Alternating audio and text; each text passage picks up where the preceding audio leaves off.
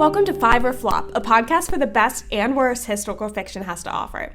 I'm your host, Erin. And I'm Grace, and each week we'll be reading a different historical fiction book to see if they're a five or a flop. Our theme for season 3 is back to school, and we are completing our 2-part episode series on Dear America this week. Very happy to be here. Very happy to return to Dear America, my soft spot, absolutely this season. And as we mentioned a little bit last week towards the end, that this episode is going to be a bit more of a overarching view of what the series has to offer. Yes. So I picked these books, and I kind of have these are the 2 strengths and these are the 2 weaknesses of Dear America, and I picked these books to illustrate them. At the end of the episode, we're going to have Grace give her top 3 Dear America books overall and her bottom 3.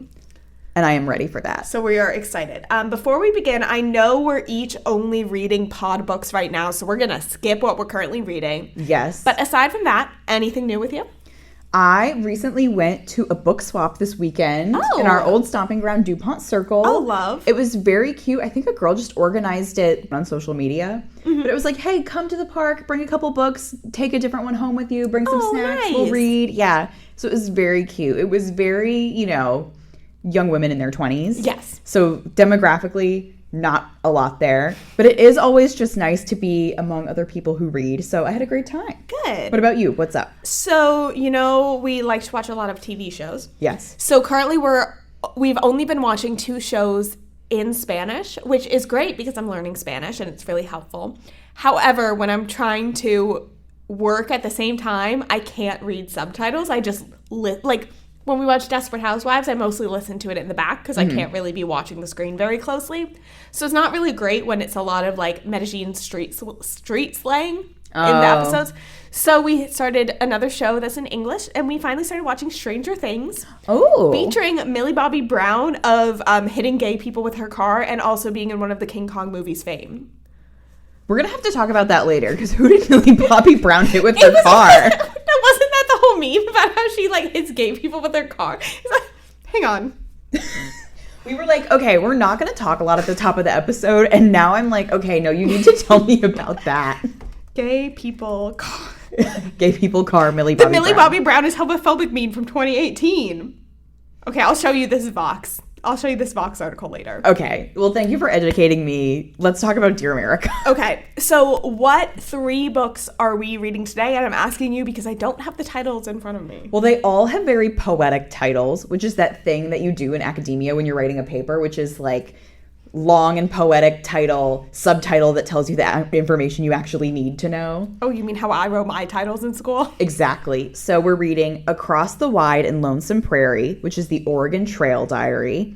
My Heart is on the Ground, which is the Carlisle Indian School Diary. We will talk about that. We have much to say. And I Thought My Soul Would Rise and Fly, which is the Reconstruction Diary from the perspective of the free Black former slaves.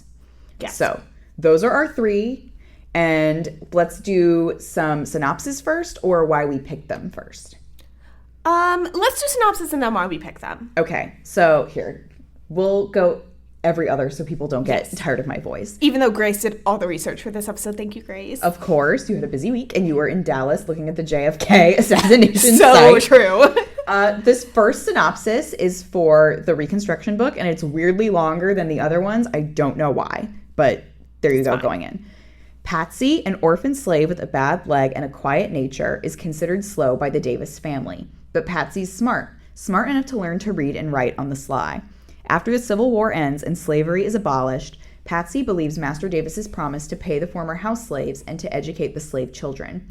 But when the master ignores his promise to establish a school and the Freedmen's Bureau cannot provide a teacher, Patsy steps in to teach the students to read and write.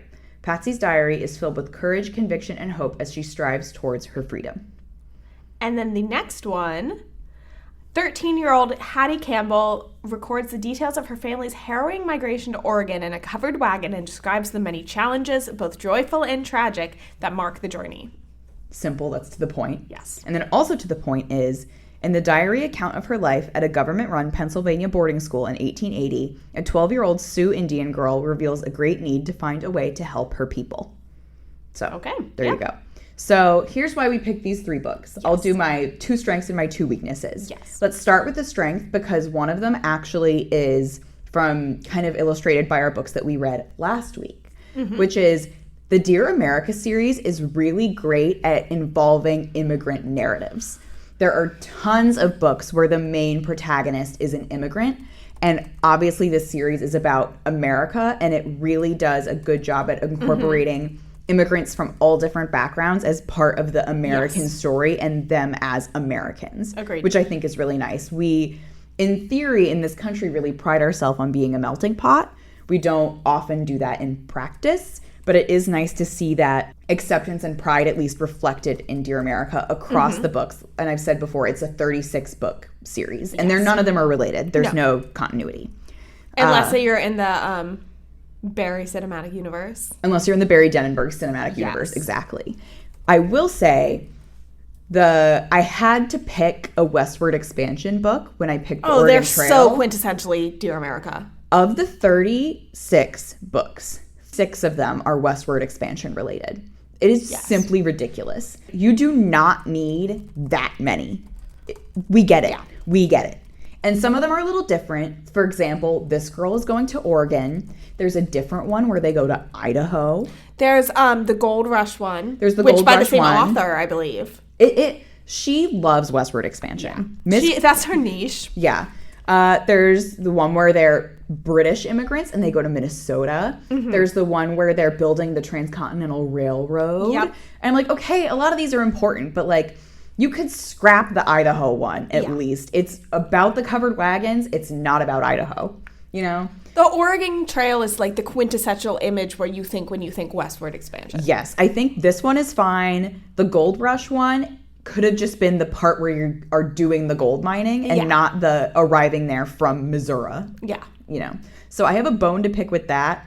It's not that problematic of a bone, but come on. Yeah. Like, we get it. We get the covered wagons. We get it. My other bonus is I think the books written from the African-American perspective are all really good. You can certainly argue there's not enough of them. I think there's 4. I think that's a very fair argument to make. Yeah. There should absolutely be more. However, they, frankly, probably out of a fear of getting 2000 canceled, so, you know, maybe not a good motive, but they sought out really accomplished authors for these books. Kind of in the way that I think American Girl did when they convened a panel of experts when they were making Addie. Yeah. We'll talk about it a little bit, but this book about Reconstruction is really lauded. It has awards. It seems like it has a lot of public support. It's really well written. These books are effective. They are good and they are effective. There should be more of them, and there should be fewer covered wagon books. However, what you get is really good. Yes. So if you're a little girl picking them up out of the library, like randomly, which is how you read them, then thumbs up. Approval from me. On the other side, the Native American books and representation is abysmal. So bad. It's abysmal. So there are 2 books where the protagonist is a Native American girl. Both of them are awful. They're awful. One of them is badly written. One of them is horribly written. And they both are really racist. Yeah. There's one where the central character is both Mexican and Native American. It's very much it's like a California, like, is California going to be a state? Is it going to be part of Mexico? It's like that era. But it really focuses on her Mexican heritage and not her Native heritage. Almost all of the covered wagon books the girls going west are afraid of the Indians, and they make a point to bring that up. And what's really interesting, and I'm kind of going to jump ahead a little, when it talks about that in the covered wagon one reread, the excerpt from the back of the book was from that scene, and they cut that line out where they said, is there going to be Indians? And they put, like, instead of that, they're like, will there be snakes? ... And then on to the next not part. Put it on the back of I did not notice that. Oh my God, the tables have turned and you read the back of the book and I didn't. Yeah, honestly, do I have... No, of course I don't have that one on me, but it's fine. And then there's one book where... written by the woman who wrote Magic Tree House. Oh, really? Yeah, I think she wrote 1, maybe 2 Dear Americas. But it's a captive narrative of a Quaker girl being taken captive by the Native Americans, which is a thing that did happen. And the Quakers also did it, you know. Happened both ways. But that book honestly is sympathetic to the Native Americans. Yeah. Which is okay. Of all, so okay, well, we didn't research it, so I can't say how like accurate it is necessarily, or that the portrayal isn't problematic. Yes. But it very much is, you know, the girl is like, oh, the Quakers shouldn't be on the land of the Native Americans, you know, blah, blah, blah. Mm-hmm. But as we dive into the Carlisle boarding school book that we read, we'll give more detail about how absolutely disgusting these books are. Yeah, and we're probably going to devote the most... I'm going to be honest, for our listeners, we're in a little bit of a time crunch in the pod studio right now. Yes. But we are going to devote more of our time to that one. Yes. So I will skim over the authors. There is a lot of interesting stuff in the authors this week. I'll try and do it quickly because I think in this case especially that's not really the point. Yeah. These series where they just kind of hire authors like, you know, piecemeal. But the author of our Reconstruction book is Joyce Hanson. She's from New York. She's transplanted to South Carolina. She writes children's fiction and nonfiction, as do basically everyone else that writes Dear America.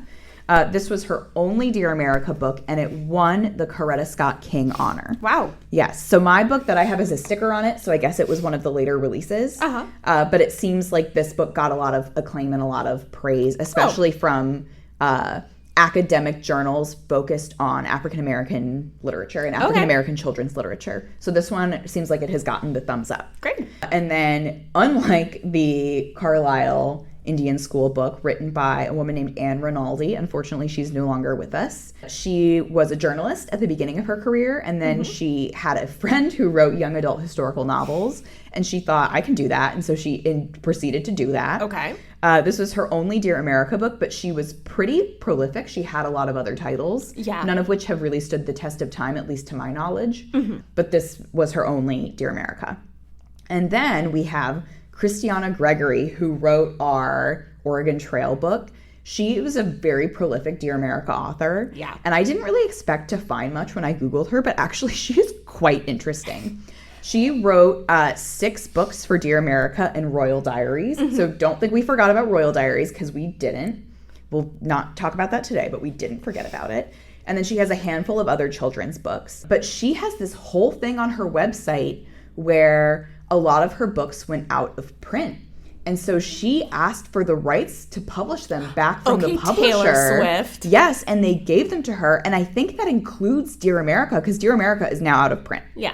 Even after its brief resurrection, it's gone back to being out of print. There's just so many books in circulation that it's not hard to find them secondhand. So now all of her other books, that some of them she's written new, and some of them are old, traditionally published, and she's self-publishing them on Amazon. That's cool. Yeah, so she has a memoir on Amazon called Longhand, The Rise and Fall and Rise of My Career as a Children's Author. We could always do that for a bonus episode. Honestly, yeah. That would so be I'm like, interesting. you know what, Christiana, good for you. So I'm proud of her for that. That she has discovered how to work the Amazon self-publishing game. No spoilers, but let's put a pin in that HBO Cleopatra film. We might be watching that. Seems like something I want to watch anyway. But yeah. So then we can just jump straight into our disclaimer. Our judgments come based on the book and not any historical figures that might have been reflected in the books. That includes Brigham Young, who appeared in the Oregon Trail book very briefly. We will not be commenting on him and his beliefs. But yeah. That was crazy, though, because that's not something I would have picked up on as a child. But I'm like, this is crazy. Well, also, it's just so weird, especially in the context of the dominating theme of this episode will be the terrible Native American stuff. Where in that book, Hattie is like, oh my gosh, I'm so afraid of the Indians. And then it's like they're traveling alongside, like on the opposite side of the river from them is the Mormons. And they did kill a lot of people going to Utah. Yeah. So, like girl, be afraid of them. Yeah. So I think how we structure the order we're going to talk about is good, because I think we're going to start with I Thought My Soul Would Rise and Fly, the Reconstruction era, which is kind of its own good thing, and then we can move into the two others and how they're a little bit more interrelated. Yeah. So I picked this one, again, like I said, to reflect the theme that the African-American novels are really well written. And this one in particular always stuck out to me because I think this is a really crucial time period for kids to read about. And one that doesn't get talked about, because I think it's so easy as a kid when you're like picturing the Civil War to be like, oh my God, all the slaves were freed and then they went and got jobs and moved away. Yeah, when you're learning about African-American history in school, a lot of times it's the Civil War ends, hooray, and then you skip to Jim Crow. Yeah. And there's so much in between, especially the immediate aftermath. So this book is set in 1865. Yeah. So it's still all very fresh. When it begins, all of the formerly enslaved people, recently freed people, know that they're free theoretically, but they're still working like nothing is different. They don't have other jobs. They don't know where they can go. They don't know where's best for them to go. And also, we have a really, even by the standards of slavery, like a really down on her luck protagonist. She has a bum leg, she's an orphan, and she has a stutter.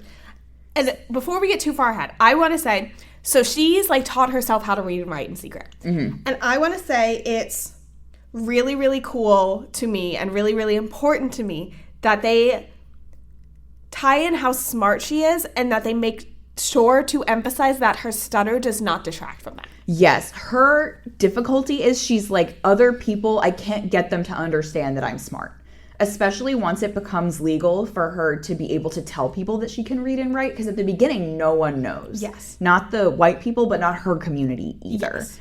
And the author is so kind to this character. And even in the beginning, there's the whole concept of now all of the freedmen are thinking, oh, I want to take a last name. Yeah. And they're choosing their last names. And they just say like, oh, Patsy will take Davis because it's the name of the plantation. And she thinks, no, like I'm going to choose a name for myself. Yeah. And at the end of the book, she ends up naming herself after Phyllis Wheatley and Frederick Douglass. So it's well, first of all, again, teaching kids. Yes. And it's her stepping into her power and her intelligence and the good that she can do in the world. Yes. Because her narrative is about literacy and teaching. Yes. And trying to find and form a family. Because their promise that like if the former slaves sign this work contract for a year, that they can live on the plantation, they'll get paid like bare minimum wages. And then the plantation owner is like, okay, I will get like a teacher at a school. And we're waiting this whole book and it's like not happening. So then eventually when Patsy like reveals that she can read, she becomes the teacher. Yeah. And I also thought this was a smart way because this happens in some of these earlier books that realistically a girl in this position wouldn't have a physical diary. And you have to kind of think of a reason for her to have one. It's always very interesting how they're like, this is how I got my diary. Yes. So some of them you do have to shoehorn in a little bit. But I think that this is a very believable for the genre beginning where Patsy works in the house because she has a bum leg. She's not suitable for field work. She's very small. And so her job is to mind the children inside. And so she's there during their lessons and they always are, oh, you're too dumb to understand anyway. But she learns to read and write by being in the lessons with the white children and no one knows. And she uses their incorrect perception of her to get away with a lot throughout the book. Yeah, and the children like give her the diary as a joke and they're like, you need to write your important thoughts in here. And it's like a joke because she can't read, but she can and she writes. And then she has a diary and then she becomes the teacher in the community. And it's so nice to see the reflection of the community of the freed people this still is on the very plantation. much like Survival in the Storm, focused on community. Yes, and that is it shows the nuances in the community because there are still people that she doesn't like. There are people she doesn't like and that she comes around to. There are people that don't like her and come around to her. It's not, all of the characters are three-dimensional. Yes. They're not stand-ins for like a cause necessarily. Like some of the white characters are really sketched in and I think that's fine. That's not the focus of the book. The focus of the book is Patsy finding her strength in herself and in her family, and thus as a symbol for the Black community stepping into their future in America.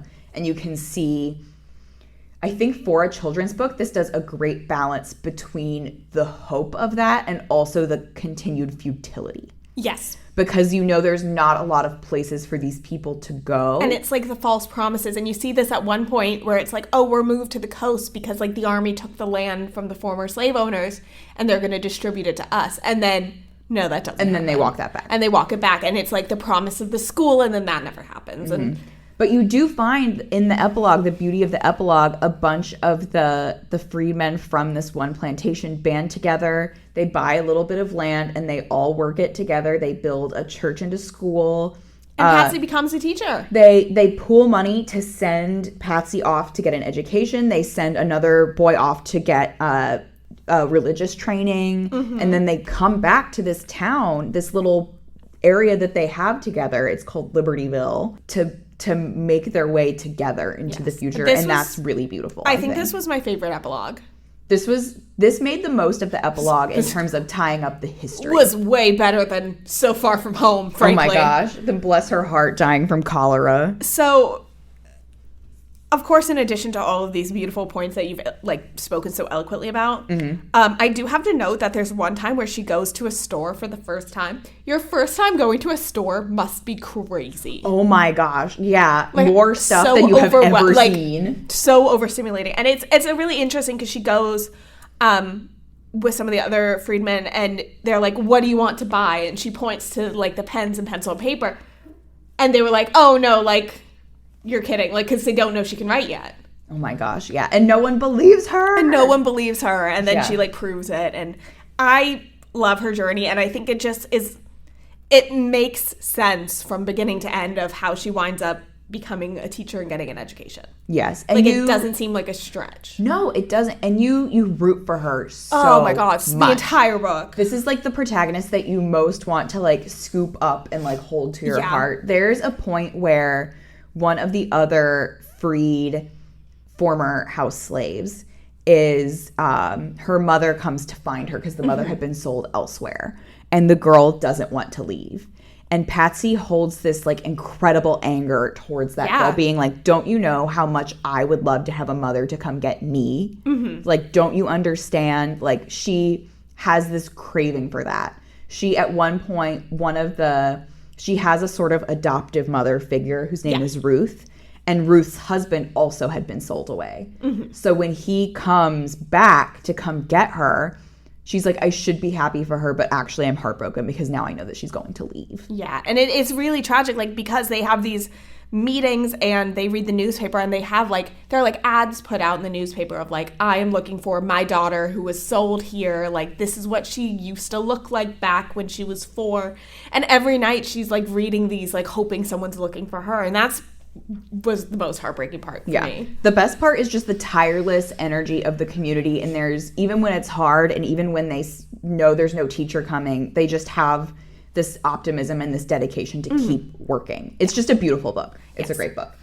Now let's hop in. Last week we had, I'm not going to read too far ahead, but last week we had a 5, a flop, and a fine. I think we might be there this week too. I think so. Yes. So we have Across the Wide and Lonesome Prairie, the Oregon Trail, which has some problematic elements, but I think otherwise it's pretty fun. Yeah. And, I enjoy it. If we are going to have a covered wagon narrative, I would choose the Oregon Trail. Yeah, that's what I was saying. I think it just, for me, I don't know if it was just the cover, but I feel like this is when you think that Dear America, this is the book you picture. Yeah. For some reason, the title always stuck with me as being very Dear America. Yes. And also, there's just a bunch of random crazy stuff in this book that happens that doesn't really impact the plot. Oh my God, she poisons people? She accidentally kills people? Okay, yeah. Last week we were was Annetka the only Dear America girl who had sex? I think Hattie is the only Dear America girl with a body count.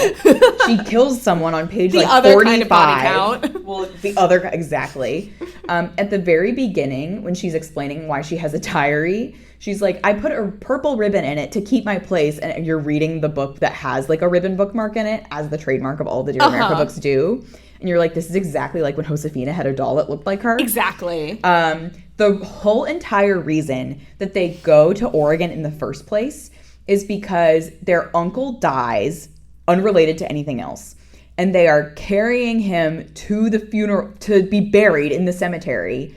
The coffin, they drop it and it slides down a hill and into the river, and then a boat runs it over. And so the boat driver, the boat captain, feels guilty about about destroying the coffin of their dead uncle and says, I will give you free tickets to anywhere you want to go. And the dad says, take us to Independence City and then we'll get a covered wagon and go to Oregon. Yeah, it is a very treacherous journey to Oregon. Two things that also stuck out to me when we're on the topic of just like wild things in this book that have no impact on plot. There's this one woman, she's like, oh my God, she's such an old, like she went to the beach that made her old. She's fucking 50 years old. And I'm like, yeah, for the time period, okay, sure. But also I'm like, I'm over halfway there. That hurts a little. Oh my gosh. And then Hattie has a friend who gets married and she's so jealous. And she's like, why doesn't anyone love me? I want to be married so bad. It's like, oh, you're 13. I know this is 1840 or whatever. But even then... Annette would love to not be married right now. Even then, 13-year-old girls did not get married that much in 1840. Like, come on. They're crossing the river, and then her aunt has a baby while they're crossing the river, and they have to stop in the middle. There's another part where Hattie's just, like, listing things that, like, she's like, I'm afraid of 4 things. And one of them was a toothache. And I'm like, honestly, yeah, because you just have to pull the tooth out. Yeah, like, I would be scared of that. So, some of the crazy things. And, like, plot-wise, really not that much happens because they're just kind of crossing. They successfully get to Oregon. No one dies. No one in her family dies. Yeah. A lot of other people die. Other people die. But then the tragic moment is when they leave, this was kind of crazy. The family was 2 brothers and 4 sisters. And prior to the beginning of the book, 3 of the sisters just, like, have died. Yeah. Of scarlet fever, I think. Mm-hmm. So there is a part where they're like, we're down to too few oxen. We have to unload some of the weight. So the mom gives up the trunk that's, like, all of the sisters' things. Which is really sad. So that is sad. But they managed to make it to Oregon successfully. Mm-hmm. And they, like, you know, start their little town. It's very cute. Do you want to just push forward into the epilogue and then we can go back to the problematic pieces and that will segue nicely? Yes. Okay. So in the epilogue, she kind of, there's like this whole conflict, like her big lesson that she learns is like not to judge people. To have empathy for people. There's a woman who's really fat and she like hates this woman. And then she's like, oh wait, actually she's so great. And then there's the old woman and she's like, oh, she's a sweet old lady. Actually, she's a thief and she's stolen all her things. And she has stolen all of the things. So at the end, she like learns to be nice to the woman who steals things. But then in the epilogue, she was like, she went to pay a visit to this woman who steals and then she was dead on her kitchen floor and had been dead for like 2 weeks. So I'm like, no one visited her for 2 weeks? Yeah. So that was kind of crazy. She marries the friend's brother. Yeah. They live in Oregon. It's nice. And it's lucky for her, because when we said, I can't believe we didn't say, so she accidentally poisoned people by giving them hemlock. Oh my God, she almost poisoned the brother. Yeah, so the guy that she ends up marrying was in a coma for like 3 weeks because she gave him hemlock. Yeah. So luckily for her, she didn't kill him, because then she would have no one to marry in Oregon. Yes. But otherwise, you know, good for her. Yeah, not a lot happened in this book. Like, I enjoyed reading it, but nothing happened. Yeah. They made it to Oregon. Like you learn what happens on the Oregon Trail. Yes. I mean, and you have to walk like most of the way. I'm like, this sounds horrible. They're like, our feet were like leather. We were so sunburnt. I know. And also the poor pregnant aunt. Oh my God. Like, I would not. Imagine being pregnant on the Oregon Trail. Well, that's the other thing that I was like, the dad should simply not be allowed to make the decisions. Because he's like, we're going to go to Oregon. And the mom is like, please, I don't want to go to Oregon. No. No one wants please. to go. And then there's a part where they're like, do we take the shortcut or do we go the longer way? And then it's the shortcut that like the Donner Party took. And in the events of this book, it takes place like all of these people already know about the Donner Party. Like it's already happened. And he's like, I don't know, I think we could take the shortcut. And she's like, we are not taking the fucking shortcut. Yeah. So they make it. However, they don't have very great views on Native Americans. And here's my thing. It's interesting because like I'm sure that it accurately reflects what like a 10-year-old girl would have thought about the Native Americans in this time. And actually on her list with the 4 things she was afraid of with toothaches, one of them was Indians. And when we say Indians, it's because that was what that's was the language used they in the use. book. And that's going to be the true of the Carlisle Indian School also. And I'm like, I think that's not unrealistic for a girl at the time who's never been exposed.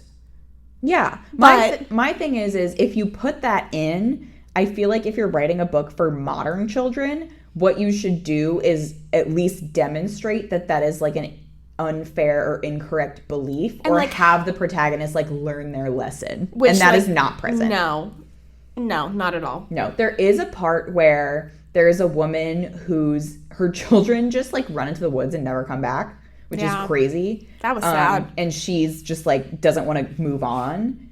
but she has other like children to take care of.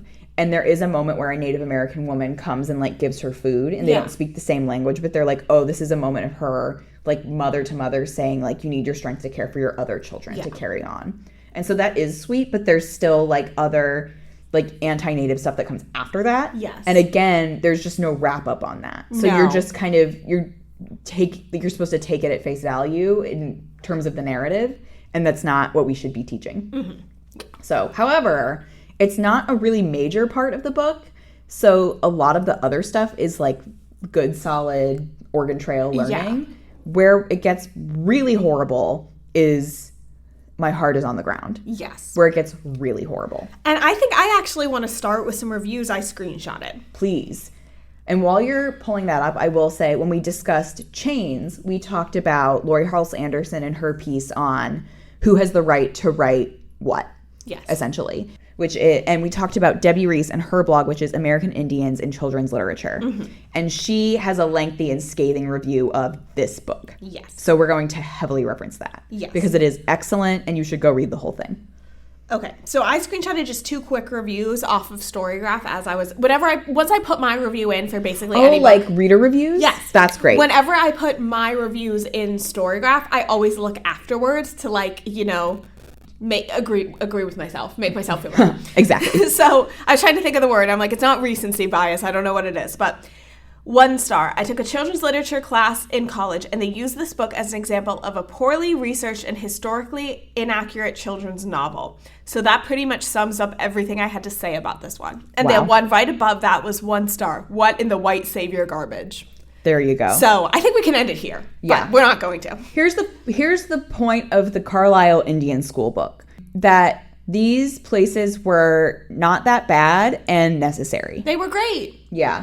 All of the, other than our protagonist, who herself is Native, all of the white people are good and all of the Natives are bad. It's necessary to assimilate into white society. The old ways are over, as it's said, and like you just need to become white. Yeah. And that's it. And basically, like, your home, your families are poor, you can't help them unless you become white.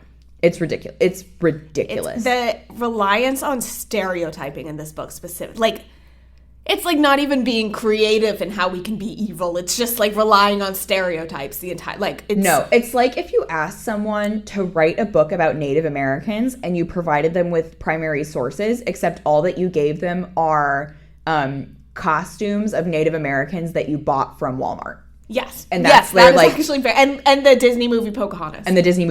Yeah. So it immediately starts lazy writing. Like on page 1, it's the stuff about, oh, I need to bring honor to my people, the warriors, the girl, the protagonist whose name is Little Rose. She uses all of these terms that are like presented to you as like neutral, but they're insults for like calling the Indian men braves, using the term blanket Indians, which is not a compliment and not a neutral choice. There's the the language would almost make sense if you're like, okay, she's in the school, this is what she is being told to say, then the author comes back and the character learns later why. Like if she had learned a lesson of, I see now that this is insulting, but we don't.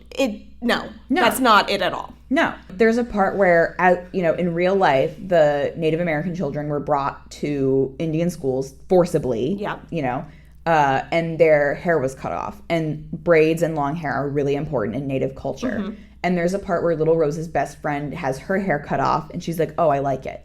Yeah, and I'm like, that's not... It's like, in real life, Debbie Reese wrote this piece in collaboration with 8 other academics, said, like, these children, they would be, like, screaming and crying. And,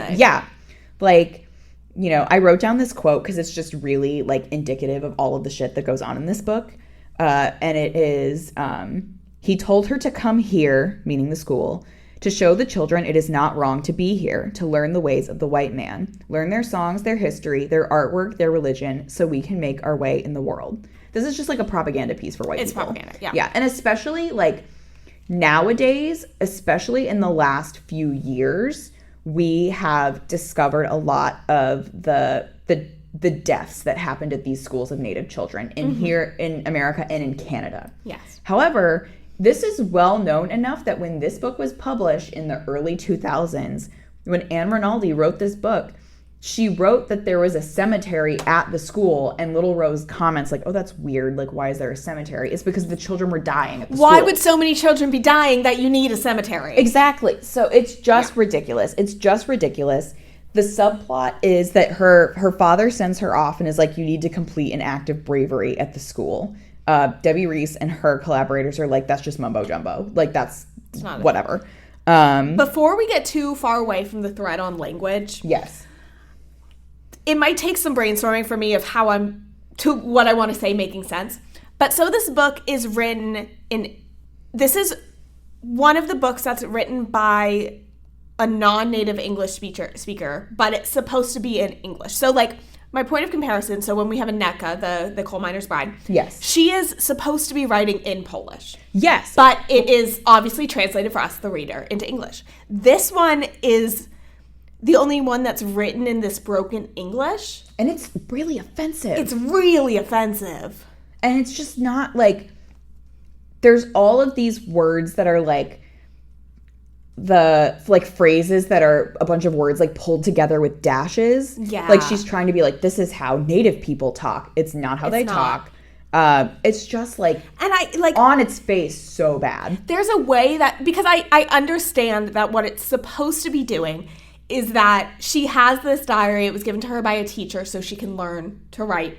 Yeah, we just said like every one of these has a justification for why the girl has a diary. And that makes sense because it's a school, you know? Yeah.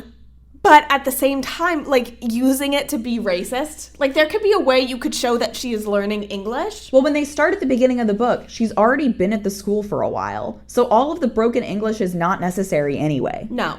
Like, or even if it was just like tamped down, like to not the extreme like that it was. Simpler sentences, you know? Yeah. No, it's ridiculous. It's really offensive. And then the other thing is, the other narrative is she has a friend who goes into trances to have spirit visions. Yeah. Which is just like, okay, sure. That's ridiculous. Yeah. And then of all places, Little Rose goes on a field trip to Luray Caverns. That's like maybe 40 miles outside of DC, so that one did make me laugh because I'm like, hey, that's right here. I mean, it is lovely, so I hope she had a good time.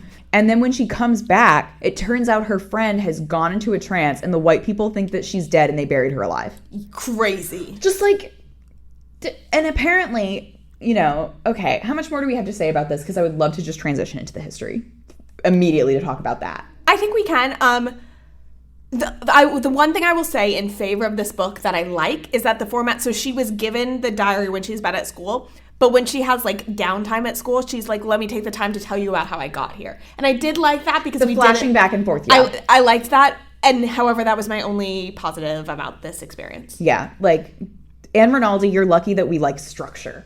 Yeah. You know? Yes. But let's talk about, so that story of the girl being buried alive in a trance comes from like a ghost story that was passed around to the students at the school. Mm-hmm. And she, not only did Anne Rinaldi take that and just put it into her book, like without doing any research on like what kind of spirituality is related to things like that for Native Americans. Mm-hmm. She also took a lot of the side characters. She used names from gravestones at the cemetery. Mm-hmm. So it's the names of real, like, dead Indian children. Which is so disgusting. So inappropriate. Like, this is a book, we try not to read books where there are problems that are really nuanced and we don't feel like we are the best people to talk about them effectively. Yeah. But this one is just so, like, boldly on its face bad that it's easy for us to do. Yeah. So, however, we will link Debbie Reese's review in the notes. Yes, and you should read it because it's very intelligent. And it was put together by, like I said, 9 people, and not all of them are Native, but most of them are. And they're all, academics, cultural experts, things like that. So they have really great phrasing, and they go into a lot more detail than we are. But so all of that about it being taken from real life is ridiculous. She also just gets the names and tribal affiliations wrong of a lot of these people through this whole book. Little Rose describes herself as Sue. And this is, again, information that it didn't come to me through this book, but it came to me as an adult, which is not appropriate. But Sue is a name that came from a French word for that group of Native Americans, which is derogatory. Like, people do not describe themselves as Sue. Yeah. This whole book, they're like, it's Lakota. She is Lakota, but she is describing herself as Sue, which the Lakota people do not do. Like we said, all of the white people in this book are sympathetic and good, and that includes Captain Pratt, who is a real life figure who founded the school, and he is seen as very gentle and kind and understanding. I didn't realize he was this guy. He was a real person, and he is the one who came up with kill the Indian and save the man. I didn't know that. That is not a good person. Like, that is not a person that you want to put in your book as a good person, which is what Anne Rinaldi chose to do. So basically, I also found a story where, like, at the time, Native Americans are living on reservations and the government controls how much food they get. So they say, like, they limit their food until they'll send their children. I saw there was a group of, I believe it was Hopi men who they turned themselves over instead of their children, and they were sent to Alcatraz. And they knew that would happen, but they said, like, we're not going to give you our children, so you can put us in jail. Like, that's fine. Don't worry. We're like, we will do that for our children. Yeah. It was really common for people at these schools to die. You know, like I said, we know how bad these places were. And it's just really incredible that if you're writing a book, I mean, like, we have read books about terrible things. Yeah. We have read books this season about slavery and the Holocaust. Yeah. Like, there's no reason that children shouldn't know about the Carlisle Indian School. In fact, they should know about it, but they should not read this. No, this would not be, and I frankly cannot think of a book that would do a good job. No. But that is a gap in the literature. Then someone write it. Then someone who's native should write it. But yeah, this book came out in like 2004. Like, that is not acceptable. No. Like, even in 2004, we knew about this. So anyway, do you have any wrap-up thoughts on this before we go to our other two books that we liked? No, it made me mad. Yeah, it's ridiculous. It made me upset reading it. It's ridiculous. And it's like, I know I read this one as a kid. I didn't really remember the plot, and like, I didn't really know too much about like the Carlisle School. But I remember reading it and being like, this is not a good book. I can't put my finger on why, but it's not good. And also, even, like, there are so many children who probably read this book and didn't have that reaction because this is just feeding them incorrect information. It's just propaganda. As a child, you trust what you read. Especially as part of a series where everything else is, for the I can't say for all, but for the majority of the books, the history is pretty on the nose. All of it is pretty on the nose. Yeah, where this is supposed to be a source for you as children. And I feel like Dear America as a series has a reputation of building and maintaining that. Yeah. And with this book and with the Trail of Tears book, they just show that they don't give a shit for Native children. And I feel very sorry for them. And I feel very sorry for them. So, take a deep breath, set that to the side. We're going to talk a little bit about the Oregon Trail and a little bit about Reconstruction. And I do think those two books were done pretty well. All of the stuff that Christiana Gregory threw into the Oregon Trail book about the Donner Party was correct. So I think it was funny that she just did all that research for like a couple of throwaway mentions. But she was like, yeah. That's probably like a niche area of interest. They did take the Hastings cutoff and then get stuck in the mountains outside California and have to eat each other. That's exactly what happened. And it is. So I'm glad that Hattie and her family convinced their dad not to take the shortcut. She did have a little mention in her historical note about Manifest Destiny and didn't necessarily say that was like a bad thing. She didn't say it was a good thing. So it's like kind of iffy. But she did say that, quote, immigrants were unnecessarily hostile towards the Indians. Okay, good. So that's true. So the Indians did set up, or the Native Americans, they use, these books are old. They help people cross rivers. They set up, honestly, little economies for themselves. Yeah. Which initially, it's one of those things where, like, initially it's fine, and then so many white people come out, they're like, fuck. It becomes an issue, yeah. Then it's a problem, yeah. But deaths on the Oregon Trail were first of all attributed to disease, and then accidents, and then violence was the third one. Okay, so what about hemlock poisoning? Well, I was going to say, is that an accident or is that violence? I feel like that's got to be. I feel like there could be cases where it was violence. Yeah, I think this is accidental. So that's across the like Wide and Lonesome Prairie. It felt like that's I felt like how she depicted things was, yeah. would And have been like that book was so heavily like logistics related. Yeah. You know? So, and then. I wish there was a map included at the front. Oh my gosh. Yeah. That's okay. And then I Thought My Soul Would Rise and Fly.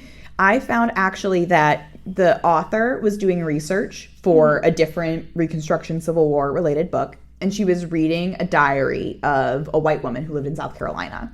And in this diary, there was a brief mention of an enslaved girl whose name was Anne. Mm-hmm. And Emma described Anne as, quote, lame, solitary, very dull, slow, timid, and friendless.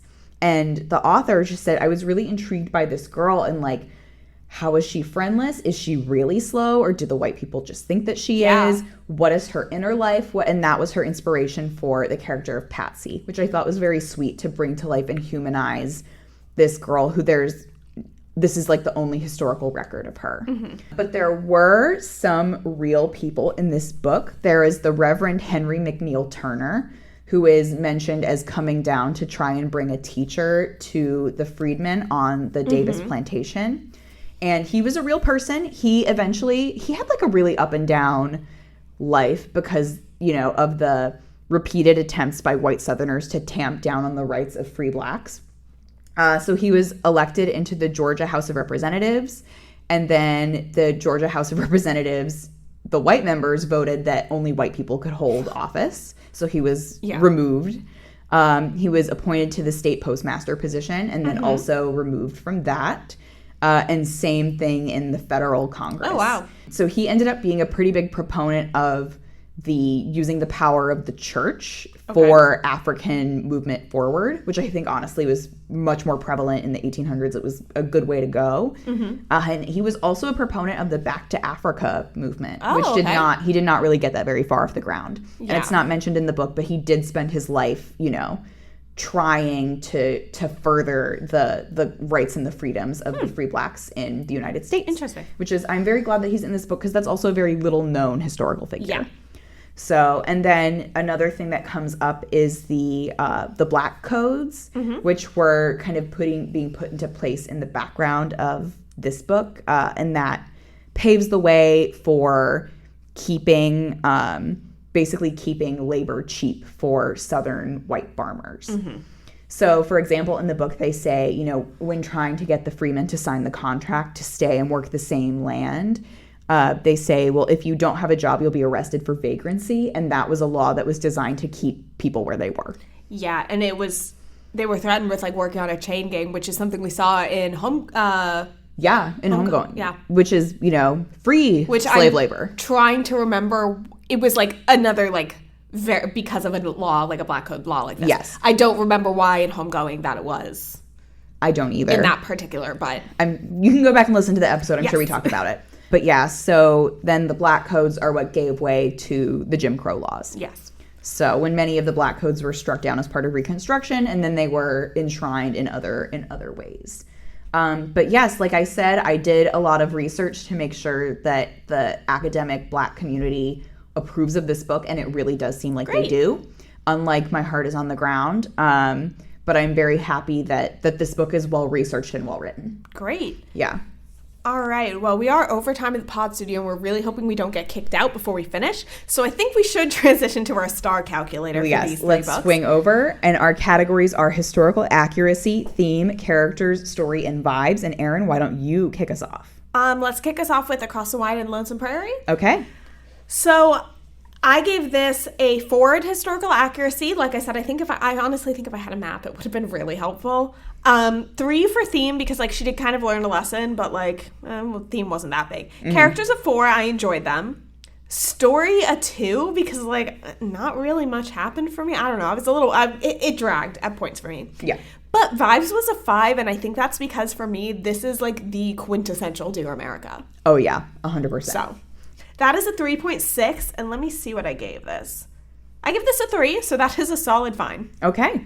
For me, historical accuracy 4, theme 3, characters 3. They were all like, they didn't stand out that much, except for the mom. I really liked the mom. I liked the mom. I liked the aunt. The aunt, who was not in it that much, but she was feisty when she was, and also kind of the old lady that steals things. I did like the old lady. She was fun.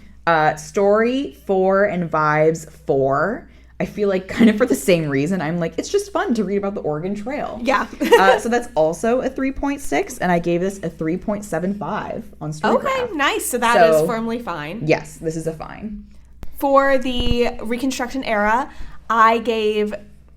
For I Thought My Soul Would Rise and Fly, I gave it a 5 in historical accuracy, 5 in theme, 5 in characters, 4 in story, 4 in vibes, and that's a 4.6. And I gave it a 4.75. If you hear that we're rushing, we did just get the point to the watch by a librarian. Mine is quick for this. It's 5s across the board. I gave it a 4.5 on Storygraph, but I would... did I give it a 4.5 on Storygraph? She's got the books. I did. Okay. I did. So, but for the purposes of the pod, that's a 5 for me. Yeah, I was impressed. However, for My Heart Is on the Ground, I gave it a 1 in everything but a story, which I gave for a 2 because I did really like that we got those flashbacks. And so that's a 1.2, and I gave it a 1.25. So that is my lowest of the season so far, below even Johnny Tremaine. Yep, it's a 1.25 on Storygraph for me also, just because I think it was not, like, horribly written from a structural standpoint. It wasn't great, but, like, whatever. But it was 1s across the board for the calculator. So that's an average of 1. Yes. So you're right. We did maintain that same format of a 5, a fine, and a flop. Yeah. So I think overall for Dear America, it depends on the book. It really depends on the book. It's a 5 for me overall in terms of my love for it and how informative it was for me. You better open your laptop back up, actually, because we need to hear your top 3 and bottom 3. Oh my gosh. Yeah. Okay. Well, as you might imagine, the bottom 3 were the 2 Native American books. Uh-huh. I'm so sorry. The other bottom 3 is a book called My Face to the Wind, which is about a young teenage girl becoming a prairie teacher in Nebraska. That's a great concept. However, she doesn't become a teacher until the last 10 pages. I don't know if I read that one. The cover, it's another one where I would have thought the girl was ugly. Yeah, well, it's probably brown. Yeah, it is brown. So, but you didn't miss anything. Okay, good. So actually, my top 2 are A Coal Miner's Bride and I Thought My Soul Would Rise and Fly. Oh, okay. So when you let me pick the books, I use my power for good. Good. But my third favorite one is I Walk in Dread, which is the Salem Witch Trials.